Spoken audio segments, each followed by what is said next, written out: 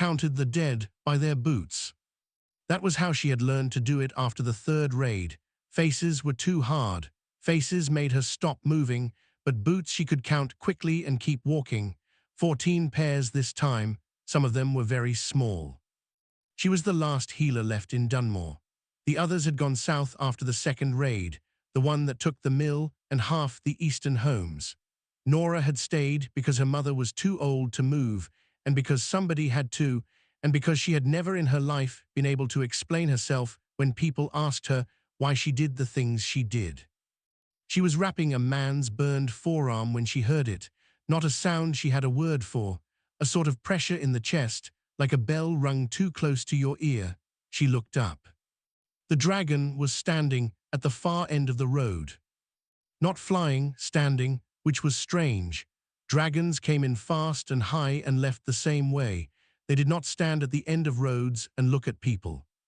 This one was old. She could tell by the way it held itself, the slight lean forward, the way its wings sat against its back like a coat it no longer needed to prove it owned. It was grey-black, the color of wet stone, and its eyes were the dim gold of a fire running low on wood. It was looking at her. Nora finished the wrap on the man's arm, tied it off, told him to keep it out of the ash, and stood up. She had a choice. Everyone else on the road had already run. She could see their shapes, small and fast, disappearing into the tree line to the west. She understood the instinct. She shared it. Her legs were shaking under her coat, and she was fairly certain she had stopped breathing at some point in the last 30 seconds. She walked toward the dragon. Not because she was brave. She was not brave. She had no sword, no fire, no particular plan. She walked toward it because there were 14 dead behind her and 40 more injured in the town hall, and the only structure still standing with a roof was the granary. And if the dragon intended to burn that too, she was going to say something about it before it did. The dragon lowered its head as she approached, not a threat, more like curiosity, like a cat watching something it had not expected to move. She stopped 10 feet away. Up close, the creature was enormous. The heat coming off its scales was a physical thing, like standing near an open furnace. One of its eyes, just one, was larger than her entire torso. She said, "Are you going to burn the granary?" The dragon said nothing. Dragons did not speak to humans. Everyone knew this. There was no conversation to be had between something that had lived for centuries and something that lived for decades, between something that saw kingdoms rise and fall like weather and something that planted onions and hoped for dry summers. But the dragon tilted its head. Nora said, "There are children in the town hall, about 11 of them. The granary is the only food we have that isn't ash, so if you're going to burn it, I'd like to know now, because I'll need to figure out something else." The dragon's nostrils flared. A soft exhale of smoke, not flame, drifted past her. Then it stepped aside. Just that, it moved off the road, 4 steps to the left, and stood in the field where the wheat used to be, and looked at the granary and looked at her, and did nothing else. Nora did not understand this. She suspected she would spend a long time not understanding it. She went back to her work. Every hour or so she glanced down the road. The dragon was still there. When night came, she lit the 2 lanterns they had left and hung them from the granary door, and the dragon's eyes caught the light and held it in that low gold way, and she found, very much against her own good sense, that it made her feel safer to see them. In the morning, 3 of her injured died. She sat with each one. When the sun was fully up, she found someone had dragged the dead to the edge of the field and laid them in a row, carefully, not thrown, laid down with their arms at their sides. She looked at the dragon. The dragon looked at her. She said, "Thank you." It turned its head away, like the words embarrassed it. The other survivors came back to Dunmore over the following 2 days, slowly, in ones and twos, edging back along the tree line with the careful walk of people who expected the worst and were waiting for it to happen. When they saw the dragon still standing in the field, they stopped. Some of them turned to leave again. Nora stood in front of them and said, "It moved the dead. It hasn't touched the granary. I don't know what it wants, but it's been here 2 days and we're all still alive." A man named Rose, who had lost his wife in the first raid and his brother in this one, said, "It's a dragon, Nora. You can't trust a dragon." She said, "I'm not asking you to trust it. I'm asking you to come inside and eat something." She turned around and walked toward the granary. After a moment, she heard footsteps behind her. She did not know yet what the dragon was. She did not know what it had seen or what it had lost, or what had made it stand at the end of a burned road instead of leaving like every other creature with the sense to go. She only knew what it had done. Sometimes that was enough to start. His name, as far as anyone could piece together from the old border records, was Vor, not a name he had given them. A name a dead cartographer had written beside a sketch of a grey-black shape seen crossing the Dunmore Range 40 years ago. Whether it was actually his name or just a sound someone heard once and wrote down, nobody knew. Nora called him Vor because she needed to call him something, and he had not corrected her. He did not leave. This was the part nobody could explain. Dragons held territories, yes. They circled ranges and peaks and river gorges that suited them and returned to the same high places for centuries. But Dunmore was no place a dragon would choose. It was low ground, flat, muddy in spring, cold in winter, with no particular feature that should interest something built for altitude and fire. Yet Vor stood in the burned wheat field every morning, and every morning Nora walked out with the problems of the day, because she had no one else to think out loud with, and he was there, and something about him listening, even if he did not respond, even if he only breathed smoke at intervals and watched her with those dim gold eyes, made the problems smaller. She told him about the water situation. The eastern well had been cracked by the heat and was drawing mud. She told him about Rose, who had gone silent in a way that worried her, who sat outside his door at night and stared at the road and did not sleep. She told him about the children, specifically about a girl named Det who was 7 years old and had not spoken since the raid and followed Nora everywhere like a small, very serious shadow. Vor did not offer solutions. He was a dragon. He had no investment in wells or grieving men or silent children. But on the fourth morning, Nora came out to find the east field had been dug up in a rough circle around the well shaft. Enormous claw marks in the soil. He had opened the ground wide enough that they could see the cracked stone, find the break, actually fix it, instead of just watching it seep mud. She stood looking at it for a long time. Then she turned to him and said, "You figured out what the problem was." He looked away, the same move as before, like acknowledgement was something he could not quite bring himself to accept. That was the week the other dragon came. It arrived without warning on a Tuesday, which Nora would later think was such a remarkably ordinary day for something to go so wrong. She heard the sound before she saw anything, that bell pressure in the chest, but harder, more insistent, the kind that made her back teeth ache. The new dragon was larger than Vor, red-brown, with a neck that moved like a snake's, smooth and precise. It landed in the center of Dunmore's square without any particular care for the things on the ground, which included a wagon, 2 barrels, and an elderly man named Cobb, who moved out of the way with an agility that nobody had suspected he possessed. The red-brown dragon spoke, not to anyone in the square. It raised its head and spoke in the old tongue, the sounds massive and rolling, like boulders moved by floodwater. Vor appeared from the field. He came around the side of the granary and placed himself between the red-brown dragon and the square, and he was smaller, clearly smaller, and he stood there anyway. The red-brown dragon spoke again.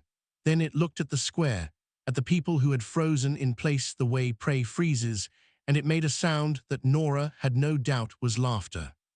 She did not know the old tongue. She did not know what was being said.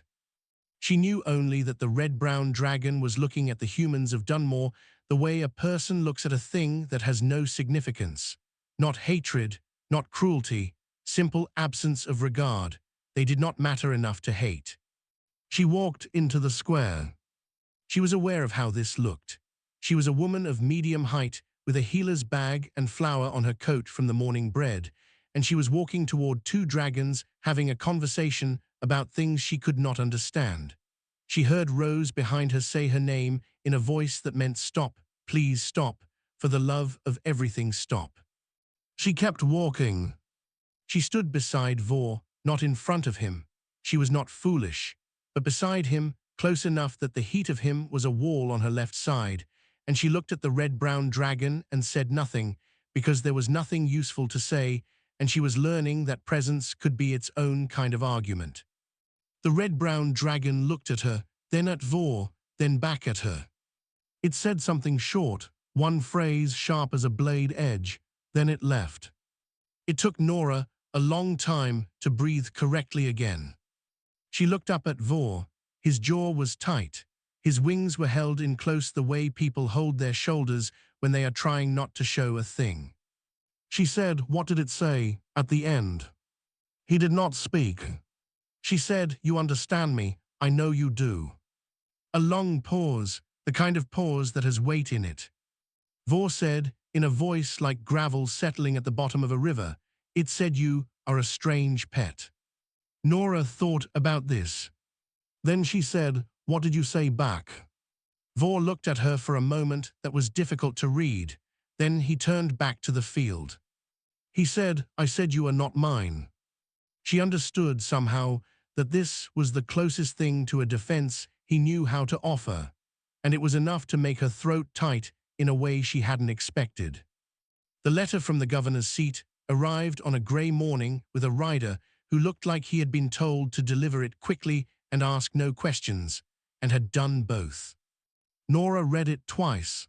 Then she read it a third time because she kept expecting the words to change. The language was formal, the kind of formal that costs money to produce. It said that the province of Dunmore and its surrounding settlements had been designated as a resettlement zone under the Clearance Act of the 7th year of Governor Bren's administration, a document Nora had never heard of and suspected had been written recently and backdated. It said that the remaining inhabitants had 30 days to relocate to the processing settlement at Calvorn, 60 miles south. It said that the land and its structures would be assessed and redistributed to aid the province's recovery from dragon activity. What it meant, stripped of its formal language, was this: someone had decided that Dunmore was easier to give away than to rebuild. Rose read it over her shoulder. He said, "My family has farmed this ground for 4 generations." Nora said, "I know." He said, "They're going to give it to someone who'll pay for it." She said, "Yes." He said, "What are we going to do?" She didn't answer immediately. She was watching Vor, who stood in the field as he always did, and who had, over the past weeks, become such a fixed feature of the view from the granary door that she sometimes forgot what the field had looked like before him. She folded the letter and put it in her coat pocket.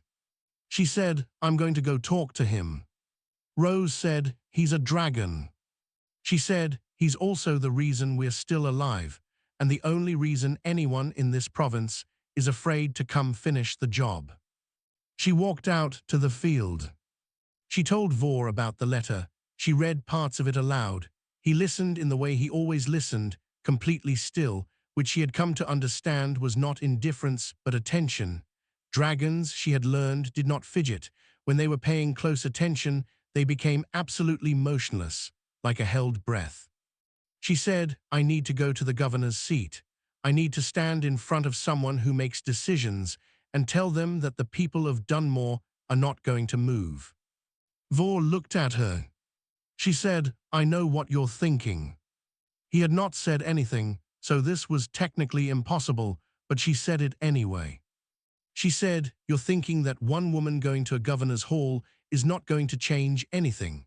And you're probably right, but I have to try, because if I don't try, I'll spend the rest of my life knowing I didn't." She paused, then, "I was wondering if you'd come with me." The silence that followed was the longest he had ever given her. She said not to threaten anyone, not to burn anything, just to stand there, just to let them see that something they cannot dismiss chose to be here, that's all. It took them 4 days to reach the governor's seat at Harvenmore. Nora walked. Vor walked beside her on the road because the sky, he had explained in his slow, minimal way, was being watched by others, and arriving from above would be understood as threat. Walking was harder on him. Dragons were not built for roads, but he did it. People on the road saw them coming and ran. She was used to this by now. She just kept walking and Vor kept pace, and after a while the road emptied ahead of them like water parting. At the gates of Havenmoor, the city guards did not run. They were trained not to. But their hands were white on their spear shafts, and the man in charge was breathing in a way that meant he was making very deliberate decisions about his face. Nora said, "My name is Nora of Dunmore. I have a letter from Governor Bren's administration that concerns my town. I'm requesting an audience." The guard looked at Vor. Vor looked at the guard, the way mountains look at weather. The guard said, "The dragon stays outside the walls." Vor, who had not spoken once during the 4-day walk, spoke then. He said, in his Gravel River voice, "Yes." He turned, walked 20 steps back from the gate, settled himself onto the road, wrapped his tail around himself, and waited. It was such an ordinary thing to do that it was somehow more unnerving than anything threatening he could have managed. Nora was shown to a waiting room, then a second waiting room, then an anteroom, and eventually into the presence of a deputy administrator named Seric, who was not the governor, but who had the governor's authority in matters of provincial administration, which was close enough. Seric was a careful man. She could see him being careful in real time, calculating the correct distance between what she was saying and what he was going to do about it. She said, "I want you to look out that window." He did. Vor was visible from the window. He was, from this distance, very large and very still and utterly unbothered by the dozen armed men who had formed a semicircle around him at what they had decided was a safe distance. She said, "He walked here, on the road, 4 days, because I asked him to. Now tell me again that the people of Dunmore don't have anything worth protecting." Seric looked at the dragon for a long time. Then he looked at her. He said, "I'll need 3 days to review the designation." It wasn't a yes, but it was the first crack in a wall she had expected to be solid all the way through. She said, "I'll wait." She meant it. On the second day of waiting, someone tried to kill Vor. Not the city, not Seric or the governor's office. A private thing, 3 men with crossbows on the south wall, acting on someone's money. Nora found out about it afterward, from a young gate guard named Pell who seemed to feel guilty about not stopping it and was dealing with this guilt by telling her everything. The bolts had hit, that was the thing. 3 crossbow bolts, heavy siege weight, fired from 30 meters. They had hit Vor in the neck and shoulder, and they had broken apart against his scales like twigs against stone, and Vor had turned and looked at the south wall and then turned back and continued waiting. He had not done anything. Not a single thing. Just turned, registered what had happened, and returned to the posture of patient waiting he had maintained for 2 days. Pell said, "I've never seen anything like it. Every soldier on that wall was ready to run, and it just waited." Nora said, "He." Pell said, "Sorry." She said, "He waited. He's not an it." When she went to Vor that evening with a lantern and her bag, she checked the impact points anyway. There was nothing to treat, the scales had held, the skin beneath was unbroken, but she pressed her hand against each spot and looked, because looking was the thing she did when she needed to know someone was all right. Vor watched her do this. She said, "You could have done something." He said, "Yes." She said, "Why didn't you?" A pause. He said, "You came here so that they would see a choice. If I respond to what they do with what I can do, they will not see a choice. They will see a weapon, the kind they already expect." She sat back on the cobblestones. The lantern made a small orange circle between them. She said, "That's remarkably patient." He said, "I am very old." She said, "Is that why? Because you've learned patience." He was quiet for a moment. Then, "My kind do not learn patience. We are born with it. Time feels different to us. Decades are like seasons." He paused. "But this is not patience. This is something I do not have a good word for in your language." She said, "Try." He looked at the lantern, then at her. He said, when I was young, I destroyed things because I could. It was not anger. It was simply available. I had the ability. I used it. I did not think about the cost because the cost was always paid by something else. He stopped. I am thinking about the cost now. I have been thinking about it since Dunmore. She said, what changed? He said, you walked toward me. She didn't know what to do with that. She sat with it for a while. Then she said, everyone else ran. He said, yes, I know what it means when things run. I have seen it for centuries. I know what it means when they stay. He turned his head away. I had forgotten. It had been a very long time since anything stayed. She stayed until it was too cold to sit on cobblestones comfortably, and then she went back inside. In the morning, Sarek came to her first, which she had not expected. He said the designation could be suspended, but not cancelled. He said the governor's office could not officially acknowledge a political arrangement between a human settlement and a specific dragon. He said there were legal and diplomatic reasons for this that were above his authority to override. Then he said, carefully, looking at his desk rather than at her, that there was nothing in provincial law that prevented the people of Dunmore from continuing to inhabit their land while the designation review remained open, and that review processes had been known to remain open for up to 7 years. Nora said, 7 years. Sarek said, it is a complex designation, very complex, many factors. She understood. He was giving her 7 years in the only way he was able to. He was giving her 7 years to rebuild her town so thoroughly that no one could reasonably justify clearing it. She said, what do you need from me? He said, nothing official. We have not had this conversation. She said, understood. She stood to leave, and then she stopped. She said, the men on the south wall, the ones with the crossbows. Sarek said, with the same careful expression, I'm not aware of any incident on the south wall. She said no, but they were paid by someone in this building or near it, and if that someone decides Dunmore's situation should resolve itself without going through review. Sarek said, I would suggest you travel home quickly and make Dunmore as visible as possible.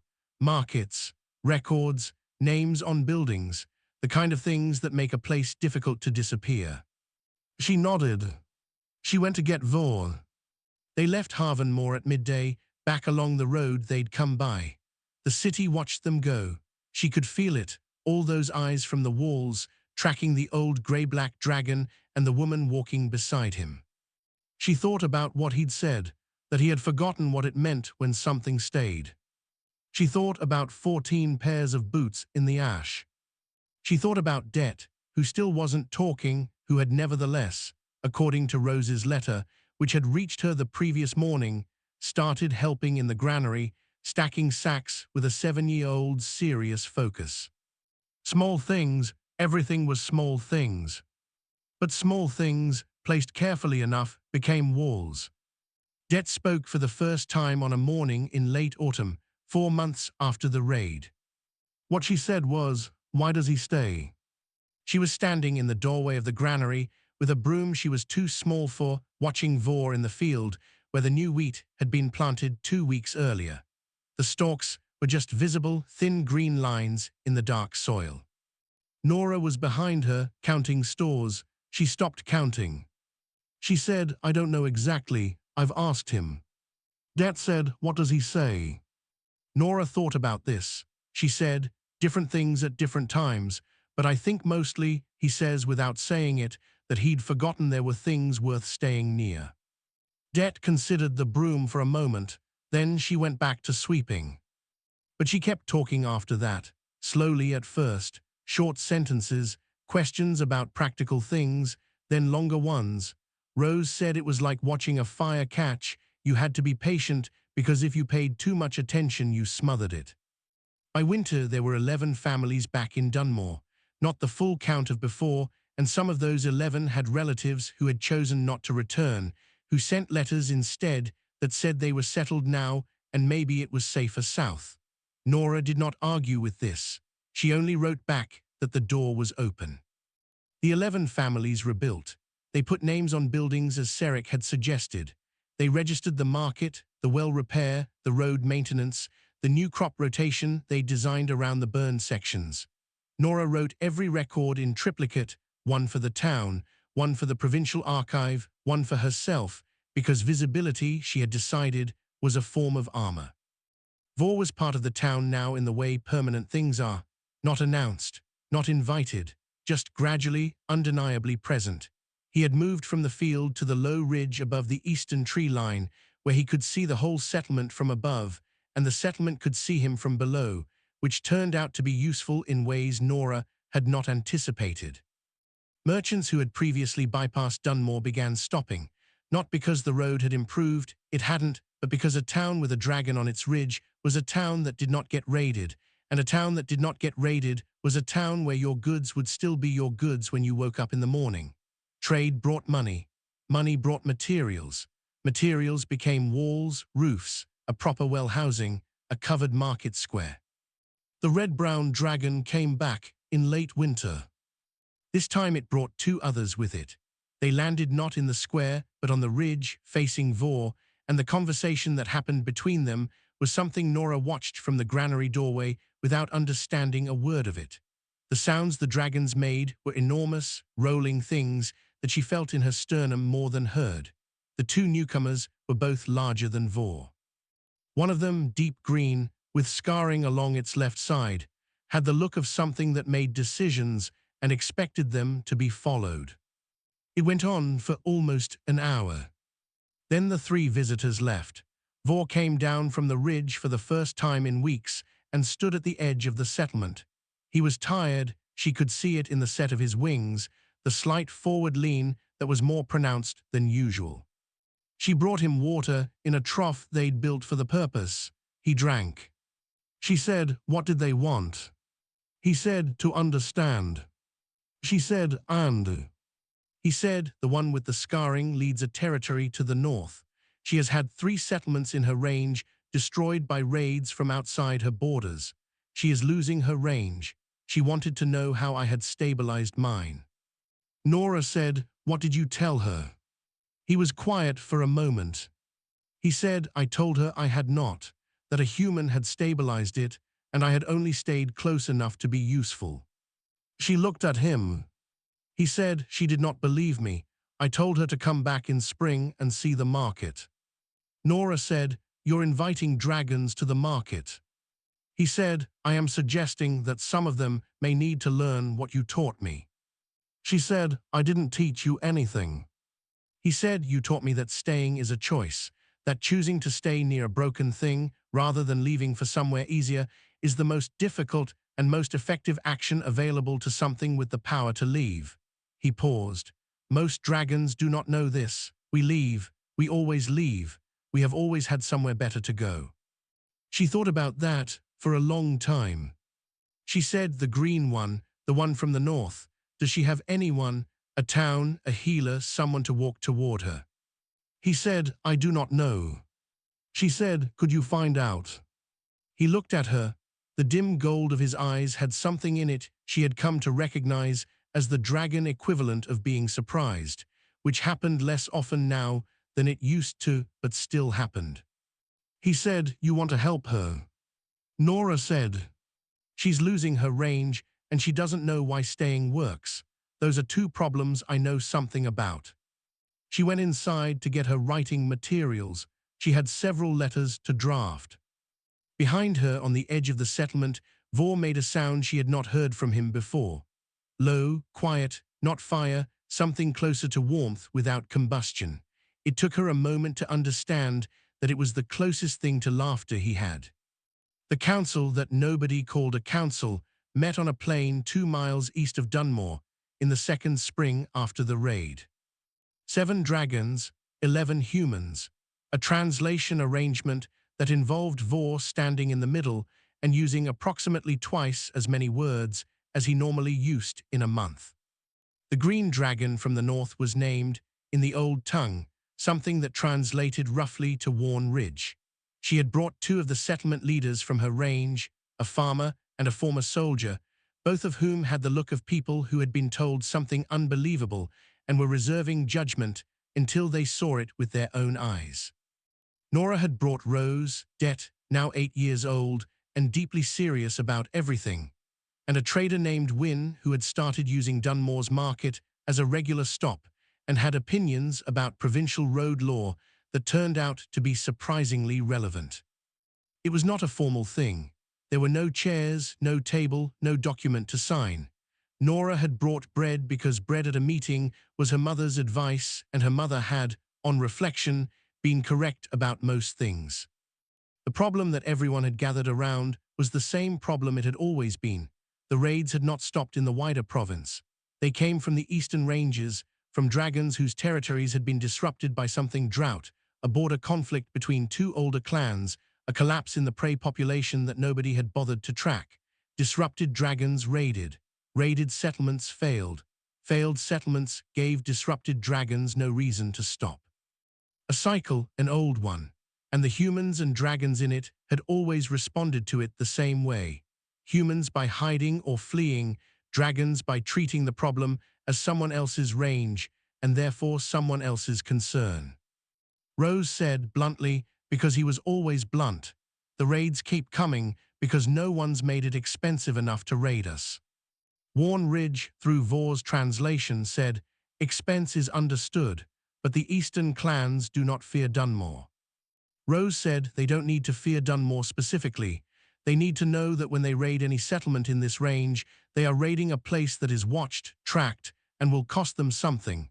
Not fire, information, records, names. There was a long pause. Nora explained. She had been developing the idea for months, shaping it in conversations with Vor and in her own letters to the provincial archive. It was simple.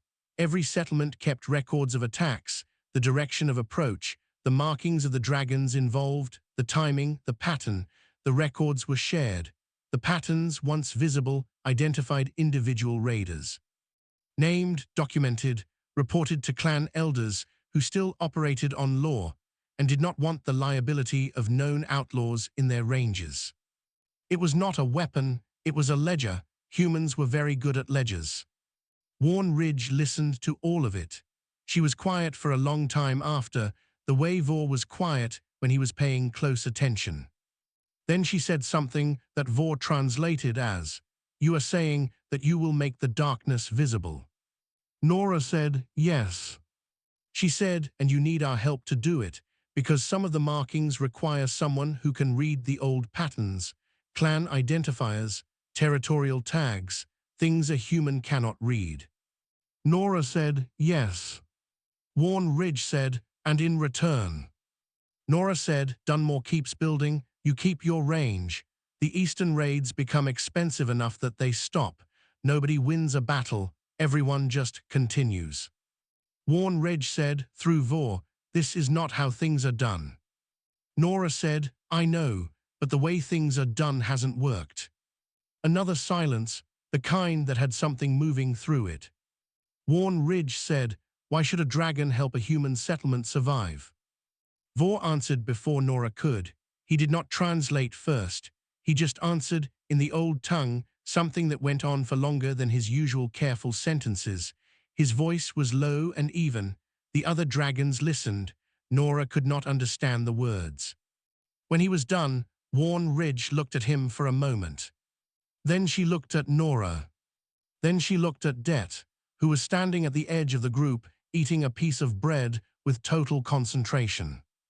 Warren Ridge said, in broken, heavily accented human speech that surprised everyone including Nora, "I will try." Afterward, when the others had gone, Nora asked Vor what he had said. She asked it quietly because it felt like a quiet question. He said, "I told them what I had forgotten and what I had remembered. I told them that I had lived through empires and I had watched them end, and that the things which lasted, the only things I had ever seen outlast everything else, were not the powerful ones. They were the ones that had made themselves worth staying near." Nora said, "Did they believe you?" He said, "Some of them, enough." On the walk back to Dunmore, Det walked beside Vor and periodically held on to one of his front claws with both hands, which he allowed. The claw was larger than her head. At the edge of town, where the new wheat was properly tall now, Det looked up at him and said, in the direct way of 8-year-olds, "Are you going to leave someday?" Vor looked down at her, the long pause, the dim gold eyes. He said, "I do not think so." She said, "Why not?" He said, "Because this is the first place in a very long time that would notice." Det seemed to find this a satisfactory answer. She let go of his claw and went to help with the evening count. Nora stood at the edge of her rebuilt town in the long flat light of a spring evening and watched a dragon fold himself carefully into his place on the ridge above her, and thought about all the things that had not burned. There were more of them now. There were considerably more of them now.